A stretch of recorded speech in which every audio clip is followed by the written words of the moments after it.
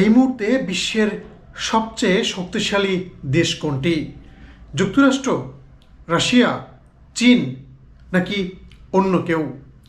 যদি বলি এই মুহূর্তে সবচেয়ে শক্তিশালী রাষ্ট্র ইসরায়েল।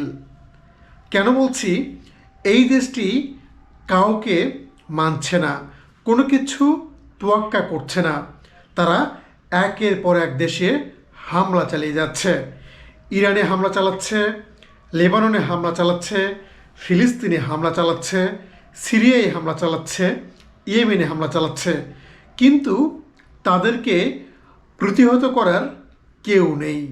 তারা যুক্তরাষ্ট্রের কথা শুনছে না, রাশিয়ার কথা শুনছে না, চীনের কথা শুনছে না, এমনকি জাতিসংঘকে কোনো রকম পাত্তা দিচ্ছে না।